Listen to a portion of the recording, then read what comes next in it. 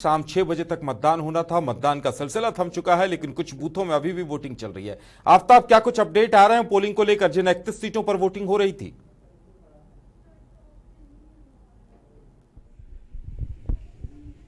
नहीं, बिल्कुल। देखिए, लगातार हम कह सकते हैं कि 2 चरणों के मतदान के बाद आज तीसरे चरण का मतदान लगातार जारी है। आधे घंटे का वक्त बचा है, आधे घंटे के बाद मतदान समाप्त हो जाएंगे। लगभग हम कह सकते हैं, खबरें ये आ रही है कि 70% से ज़्यादा मतदान हो चुके हैं। बढ़ चढ़कर लोग अपने जो है कि मत का प्रयोग कर रहे हैं, और ऐसे में सारे पार्टियों का ये दावा है कि उनके तरफ मतदान किए जा रहे हैं। अब ये तो आने वाले वक्त में यानी 2 मई को क्लियर हो पाएगा, लेकिन फिलहाल के वक्त में अगर देखा जाए तो कह सकते हैं आपको कि तृणमूल कांग्रेस और बीजेपी खास तौर पे आमने सामने हैं। तो ऐसे में कह सकते हैं कि ये दोनों पार्टियां ज्यादा दावे कर रही है कि उनके पक्ष में जो है कि मत गिर रहे हैं। अब तो ये कहना मुश्किल है, ये तो जनता का जनादेश है। लेकिन साफ है कि सबसे बता दें कि महत्वपूर्ण बात यह है कि इस बार जो है कि कुछ हिंसक घटनाओं की खबर भी मिली है। इसके बावजूद जिस तरीके से इजाफा हुआ है प्रतिशत में, यह अपने आप में बहुत बड़ी बात है, और पश्चिम बंगाल की जनता एक अच्छा मैसेज पूरे देश और दुनिया को दे रही है। हमारे साथ स्टूडियो पैनल में बातचीत करने के लिए कुछ खास मेहमान हैं, उनसे आपको हम रूबरू करा दें। हृदय नारायण मिश्रा जी हैं, जो कि राष्ट्रीय चेयरमैन हैं अंतर्राष्ट्रीय हिंदी परिषद के, आपका स्वागत है।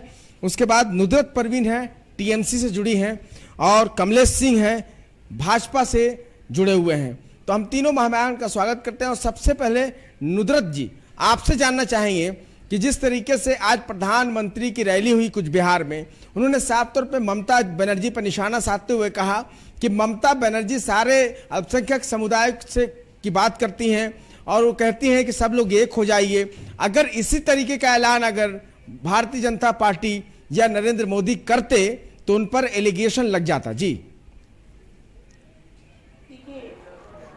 जिस तरह भाजपा जी ने कहा है, ममता बनर्जी ने कहा है सबको एक हो जाने का, सब एक साथ रहो, तो ये अच्छी बात है। नहीं, भाजपा का आरोप है कि तुष्टिकरण की राजनीति कर रही है। ममता बनर्जी सीधे तौर पर कह रही है कि मुसलमान एक होकर वोट दें सिर्फ टीएमसी को, क्योंकि भाजपा का हमेशा प्रोपेगेंडा रहा है मुसलमानों को लेकर। जी, जब भी कोई उनको कार्ड नहीं मिलता, वो ड्रम कार्ड अपना मुसलमानों पर चढ़ देते हैं कि मुसलमान ऐसा बोला, मुसलमान के लिए ममता बनर्जी। जबकि ममता बनर्जी हर वक्त हर रिलीजन्स के साथ काम करती है, चाहे वो हिंदू हो या वो मुसलमान हो या वो सिख हो या वो क्रिश्चियन हो। ऐसा कोई नहीं कह सकता कि ममता बनर्जी सिर्फ एक ही रिलीजन पर काम कर रही है। और भाजपा जो है हमेशा ड्रम कार्ड चढ़ता है मुसलमानों को लेकर। कभी वो पाकिस्तान लेकर चलता है, कभी मुसलमान लेकर चलता है, कभी हिंदू मस्जिद लेके चलता है, कभी मंदिर लेके चलता है। उनके पास कोई रीजन नहीं रहता है किसी बारे में। आज जो है कि आईएसएफ के कुछ कार्यकर्ता थे और जो टीएमसी कार्यकर्ताओं के बीच कई जगह हिंसक झड़पों का मामला आया है, कई इलाके में चुनाव थे। तो इसमें जो आईएसएफ के जो नेता है अब्बास सिद्दीकी, तो कभी टीएमसी के साथ थे, ममता बनर्जी के साथ थे, अब जब अलग हुए हैं, कांग्रेस के साथ गए हैं, तो आप लोगों में लड़ाई चल रही है। देखिए, अब्बास सिद्दीकी या और भी बहुत सारे नेता जो टीएमसी से जुड़े हुए थे, ठीक है, लेकिन बहुत सारे नेता ट्रांसफर हुए टीएमसी से हटकर अपना नया पार्टी बनाए। और अब्बास सिद्दीकी का जो रीजन है वो बेवजह है, क्योंकि वो इलेक्शन के दौरान में वो नजर ही नहीं आते। जो इलेक्शन से पहले नजर आ रहे थे, जितना उनका भाषण था, जितना वो ममता के खिलाफ बोलने वाले थे, वो सब हो सकते। उसके बाद इलेक्शन के दौरान नजर नहीं आ रहे। और जो भी उनकी तरफ से पार्टी उठा या कोई भी मेंबर उठे, मुझे नहीं लगता कि वो ज्यादा वोट से भी 0%। लेकिन संयुक्त मोर्चा के नेताओं का आरोप है, जिसमें कांग्रेस पार्टी भी शामिल है, कि जब तक अब्बास सिद्दीकी ममता बनर्जी के साथ थे तब तक वो ठीक ठाक थे, वो अच्छे थे, और जब से ममता बनर्जी के साथ छोड़कर कांग्रेस पार्टी के साथ गए हैं तो वो खराब नेता हो गए, बदनाम नेता हो गए। क्या कहेंगे आप? देखिए, अब्बास सिद्दीकी एक ऐसा शक्ल लेकर पार्टी में एंट्री किया है जी कि मुसलमान का वोट सिर्फ हमारे पास आए, ठीक है, और मुसलमान का वोट जो है ममता की तरफ से वो कटौती हो। उनका टारगेट सिर्फ ममता बनर्जी को कमजोर करना, उनका टारगेट सिर्फ मुसलमान का भलाई के लिए वो आ गए हैं, ये पॉसिबल नहीं। देखिए, लेकिन असदुद्दीन ओवैसी और अब्बास सिद्दीकी दोनों पर निशाना साधते हुए नजर आती है ममता बनर्जी। जी, अब्बास सिद्दीकी और ओवैसी जो है दोनों एक ही थाली का है, यानी एक सिक्का के 2 पहलू। वो कभी जब अपने मजहब का नहीं हुआ, वो किसी का नहीं हो सकता है। आज वो सिर्फ एक ही काम कर रहा है कि किस तरह ममता बनर्जी का वोट को हम कम करें और भाजपा के वोट को फायदा पहुंचाए। आफ्ताब ये कह रही है कि जो मजहब का नहीं हुआ तो इसमें मजहब क्या कह रहा है, मजहब की बात कहां से आ गई? जी जी नुसरत जी, ये तो चुनाव की बात है, वोट की बात है, इसमें मजहब की बात कहां से आ गई? मजहब, एक लोकतांत्रिक देश में, लोकतंत्र में सारे पार्टियों का एक जुमला होता है, सारे लोगों की वोट की बात होती है। अब्बास सिद्दीकी और असदुद्दीन ओवैसी मुसलमान जरूर हैं, लेकिन उनका वोट का अधिकार सारे लोगों से गुजारिश करते हैं, सिर्फ मुस्लिम की बात तो नहीं करते। लेकिन ऐसे में मजहब की बात कहां से आती है नुसरत जी? लेकिन वो ज्यादातर अपने स्पीच में, अपने बातों में यही रखता है कि हम लोग मुसलमान हैं, हम लोगों के ऊपर में एक नजर होना चाहिए, हम लोगों का भी एक कमेंट्री होना चाहिए।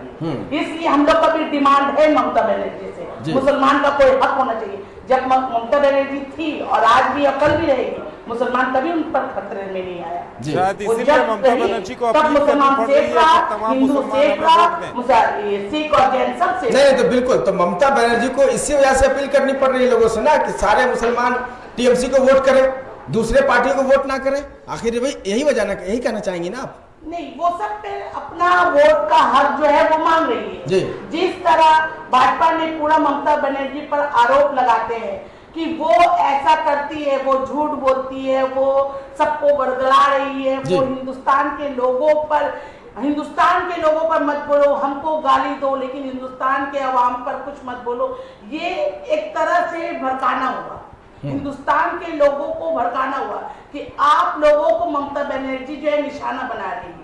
तो इस तरह से वो अपने वोटर से अगर वोट मांगती है, चाहे वो मुस्लिम हो या क्रिश्चियन, वो अपने वोटर से वोट मांगती है। नहीं, ममता बनर्जी खास विशेष समुदाय को कह रही है, खास तौर पे ये कह सकती थी ना कि सारे लोग मिलकर वोट कीजिए, लेकिन मुसलमानों से गुजारिश करना ये कितना सही है लोकतांत्रिक? 2 तारीख को अब्बास सिद्दीकी जिस प्रकार से ममता बनर्जी कि पश्चिम बंगाल के अंदर में मुस्लिम वोटों में के अंदर में सेंध लगाए हैं जी, इन्होंने खुद स्वीकार किया कि 2 तारीख को इसका रिजल्ट मिल जाएगा, उन्होंने मुस्लिम वोटों को काटा। एक नंबर इनकी बात थी। दूसरी बात है कि देखिए 10 सालों के शासनकाल में ममता बनर्जी ने सिर्फ मुसलमानों को बहलाया फुसलाया, और मतलब आपको ज्यादा खुशी हो रही है कि इनका फायदा आपको मिल जाएगा, यही ना? देखिए मुस्लिम समुदाय का हमारे जो भाई हैं, 10 सालों में ममता बनर्जी की शासन रही, 10 सालों के अंदर में आप देखिए पश्चिम बंगाल में कितने मुसलमान शिक्षित हैं, कितने मुसलमान अमीर हैं, कितने मुसलमान यहाँ पे जो है ना नौकरी में है। इससे कहीं ज्यादा आपका मिलेंगे उत्तर प्रदेश में, ज्यादा मिलेंगे गुजरात में, हर प्रदेश में यहाँ से ज्यादा मिलेंगे। तो ममता बनर्जी ने सिर्फ मुस्लिम कार्ड को खेला, और आज दीदी कह रही है, ये तो ममता दीदी ने जग जाहिर है, ममता दीदी ने बुर्खा पहना, ममता दीदी ने ऐसे करके ये लगाया। आज उनको 10 सालों के बाद में हिंदुओं को याद आया, और उनकी मजबूरी है। आज हिंदू एकजुट हो गए, हिंदू जग गए हैं। हिंदुओं ने आज ममता बनर्जी को देख लिया कि ममता बनर्जी विकास नहीं कर सकती है, ममता बनर्जी सिर्फ तुष्टीकरण का राजनीति करेंगी, ममता बनर्जी में हिंदू मुसलमानों के अंदर में फासला तय कर रही है, ममता बनर्जी के शासन काल में दंगे हो रहे हैं, ममता बनर्जी के शासन काल में रेप हो रहे हैं, ममता बनर्जी के शासन काल में बच्चियों भी सुरक्षित नहीं है, ना यहाँ के जनमानस सुरक्षित। अच्छा, एक सवाल है कमलेश जी आपसे कि जिस तरीके से ऑल इंडिया इत्तेहादुल मुस्लिमीन जो पार्टी है असदुद्दीन ओवैसी की और अब्बास सिद्दीकी, वो दोनों पार्टियों पर ममता बनर्जी ने साफ तौर पे कहा है कि भारतीय जनता पार्टी की बी टीम है, इसको किस नजर से आप देखते हैं? देखिए दीदी कभी किसी को बी टीम बना सकती है, कभी सी टीम बना सकती है। जी। कभी दीदी जो है कांग्रेस के साथ में जाती है तो उनका प्रेम बढ़ जाता है, जब कांग्रेस उनके साथ नहीं रहता है तो भाजपा का बी टीम हो जाएगा, कभी सीपीएम बी टीम हो जाएगा। ये तो दीदी का प्रोपगंडा है। आज देखिए पश्चिम बंगाल की जनता सच्चाई को पहचान चुकी है, और पश्चिम बंगाल की जनता परिवर्तन को तय कर ली है। दीदी का टीम बौखलाया हुआ है जी। जिस प्रकार से चुनाव से पहले भगदड़ मचा था, चुनाव के बाद मैं आज आपके स्टूडियो से कह रहा हूं कि 2 तारीख के रिजल्ट के बाद आप 5 सालों के अंदर में दीदी के पार्टी के अस्तित्व तो नहीं बचेगा, सिर्फ दीदी और भाई को खाली बच जाएंगे लूडो खेलने के लिए। चलिए, अंतर्राष्ट्रीय हिंदी परिषद के हृदय नारायण सिंह जी हैं, मिश्रा जी सॉरी, उनसे जानने की हम कोशिश करते हैं कि आखिर आपने दोनों पार्टी के नजरिए को देखा। बीजेपी के कमलेश जी बता रहे थे, नुसरत जी टीएमसी से बता रही थी, आप खास तौर पे सामाजिक कार्यकर्ता हैं राष्ट्रीय स्तर पर, तो पश्चिम बंगाल के भी राजनीति को मुकम्मल तरीके से समझते हैं, क्या कुछ कहना चाहेंगे आप? सबसे पहले तो लाइव 7 चैनल को बहुत बहुत धन्यवाद दे रहा हूं कि पश्चिम बंगाल में अपना खुल करके विचार रखने के लिए जो लाइव 7 आज आगे आया है, उस लाइव 7 चैनल को, सभी कर्मचारियों को बहुत बहुत धन्यवाद दे रहा हूं। सबसे पहले पश्चिम बंगाल में जब सीपीएम की सरकार थी, 30-32 साल जो राज किया, उस समय हम यही पूछना चाहता हूं कि हमारा भाजपा सरकार कहां बैठी हुई थी जी। आज अग्निकन्या के रूप में, समाज सेविका के रूप में और एक ओजस्वी तेजस्वी महिला के रूप में ममता दीदी ने आकर के जो सीपीएम के गढ़ को ध्वस्त कर दिया जी। उस समय की बात और आज की बात लेकर के आप लोग ध्यान दीजिएगा। भाजपा के जितने भी कर्मचारी हैं, जितने भी पदाधिकारी हैं, सभी भाइयों से चैनल के माध्यम से मैं पूछना चाहता हूं कि इसके पहले आप लोग कहां थे? कोई एक मिनट भैया, मिश्रा जी, मैं आपको पहले वो कितनी मार खा करके, ममता पश्चिम बंगाल को एक रास्ता दिया, आज एक रास्ता बोलने दीजिए। पहले मिश्रा जी को बोलने, कमलेश जी एक मिनट इनका जवाब लेने फिर बोलेंगे। मार खा करके, झगड़ा करके, तूफान करके आज सीपीएम के गढ़ के अत्याचार को हटा करके आज पश्चिम बंगाल को इस मुकाम तक ले गई है। 10 साल के अंदर में कमलेश जी आएंगे, एक मिनट बोलेंगे, उसके बाद आपके पास भी आएंगे। एक मिनट रुक जाइए। जिस तरह से हमारे दीदी ने काम किया है, मैं हर रोज समाज के स्तर से पूरे गांव में जाता हूं, साड़ी बांटता हूं, बच्चों को देखता हूं, बैग स्कूल का बांटता हूं, इसी उद्देश्य से जाता हूं कि दीदी ने क्या काम किया है।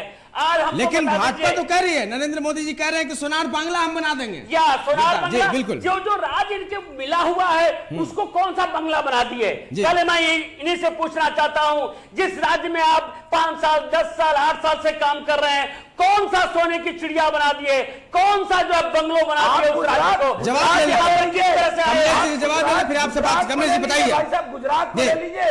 गुजरात में जिस तरह से जनता स्ट्राइक करने लगी मेरे भाई, मेरे प्यारे, पश्चिम बंगाल और आज दीदी जवाब ले ले। से सारे आपके बाप दादा हमारे आगे पश्चिम बंगाल के अंदर काम करते थे, तभी हम लोग यहाँ पे हैं। आज पश्चिम बंगाल की जनता को गुजरात जाकर काम करना पड़ रहा है, हरियाणा जाकर काम करना पड़ रहा है। आप कहा पश्चिम बंगाल को लेकर सुन लीजिए, आपने कहा ममता बनर्जी जब पश्चिम बंगाल भाजपा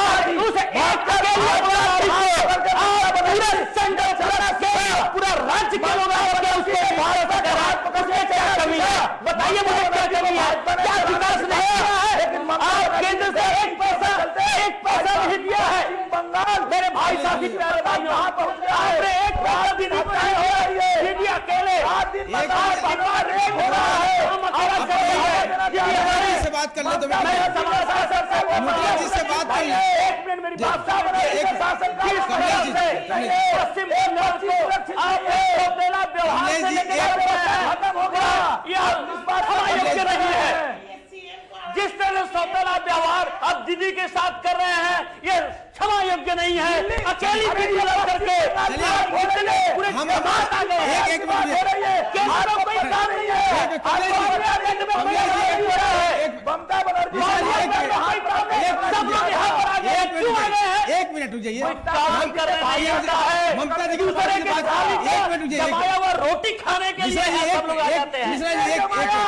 किसने जमाया? इनसे जवाब ले ले, टीएम से जवाब ले ले, टीएम से जवाब। अब बताइए, ये आप बताइए कि पश्चिम बंगाल में जो इलेक्शन हो रहा है, एक सीएम को उतरने के लिए पूरा कैबिनेट और टीएम सब उतर गया, आखिर क्या वजह है? मैडम, मेरे पास नेता है, हमारे पास नेता है।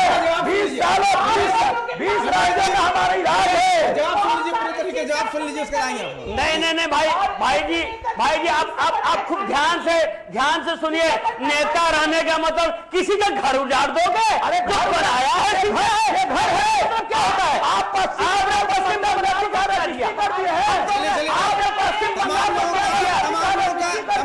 आप केंद्र में बैठे हमारे स्टूडियो में बंगाल की जनता को फैसला करने दीजिए। आफ्ताब हृदय नारायण जी से कहिए कि बंगाल की जनता खुद समझदार है, वो खुद फैसला ले सकती है।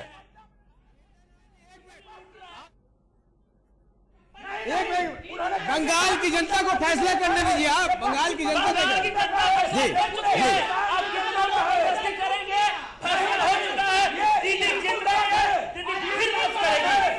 चलिए